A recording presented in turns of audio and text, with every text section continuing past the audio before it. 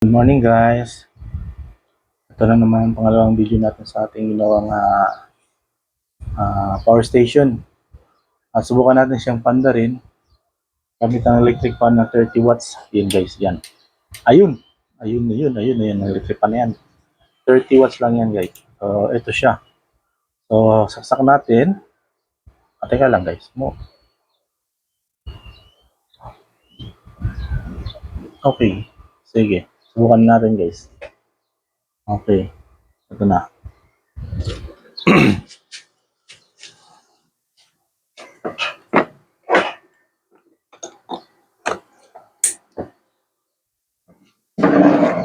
Ibitan natin sa Anderson. Tapos natin ng yun. Yun. Tapos yung ano niya. USB. Ito.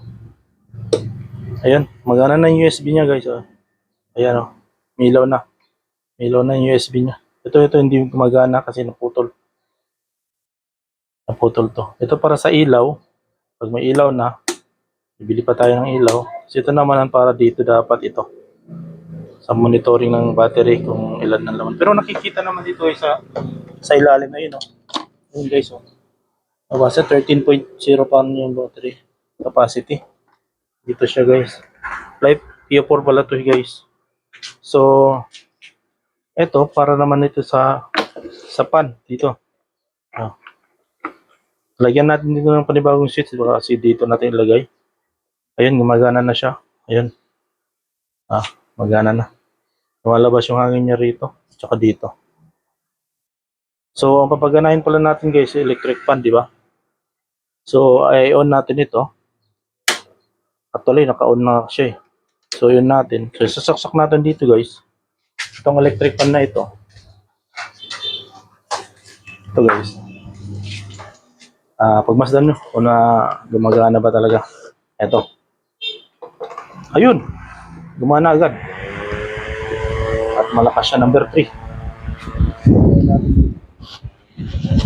Okay guys, so gumagana. Kaya lang. Kaya gumagana na siya guys. Gumagana oh. Ito guys oh. Oh. O diba? Ayos na ayos. So magagamit natin ito guys ng mga 2 araw. Pag sa electric fan lang. Sobra 2 araw kasi 30 lang. Tapos 100 amps o times natin sa 30. Makukuha natin ang result niyan. Madumi pa siya. Pero actually sumagana. Magana. Ito electric fan niya, patayin natin. So, pwede siya patayin. Pwede mo rin tanggalin dito. Pero ang electric fan okay na okay. So for safety, lagyan natin ng breaker para kung sakaling hindi niya kayanin. Ayan. O, di ba ang result? Di ba? Stick. O di ba? Stick sa alright, di ba? Ang ginawa natin, no? Tingnan niyo naman. Ginamitan natin siya ng Wago connector para sa mga wiring connection niya para hindi nagkakalat. Okay pa siya. Di ba? Okay na okay. For emergency, shutdown natin. Patay siya lahat. Di ba? Para safety. Kung may trouble sa loob, dito patayin natin dito. Kasi ito naman talaga ang ano niya, overall. Pag mag-upgrade tayo, itong mga wire na ito, palitan natin kasi ang mangyayari, huhugot lang to ng ng 100 watts o 150, hindi na tayo pwedeng sumobra. Kasi yung mga wire natin is hindi niya compatible. Dapat ito nasa number 4. So number 8, okay na rin yan sa number 8. Ito number 8 to eh. Pero gusto ko palitan siya para safety. So, yan guys. Sana may natutunan kayo sa aking Landsback power station. Inaya natin sa ibang bansa to guys. Salamat guys. So, tanggalin ko na to. Papanda rin ulit natin. Wala. Ayun guys, gumana. Diba? Meron na tayong pag run out. Okay guys, tatanggalin ko na. Salamat sa panonood guys. Sana ma-inspire din kayo sa ginawa ko. Actually guys, ito yung mga backup na lang to pag may gustong gamitin sa labas o hands-on na gagamitin natin palabas sa bahay. Meron tayong mapipick up.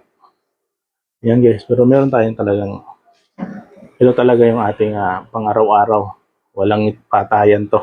To. Oh, 400 watts na solar.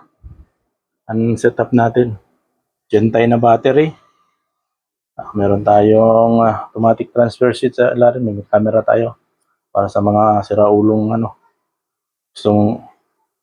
Ayan guys, salamat guys sa panonood. Medyo mababa ngayon ang vlog natin kasi sinubukan natin na yung kagagawa lang natin na Landsback power station. Unmade. Diba? Homemade palang tawag nito.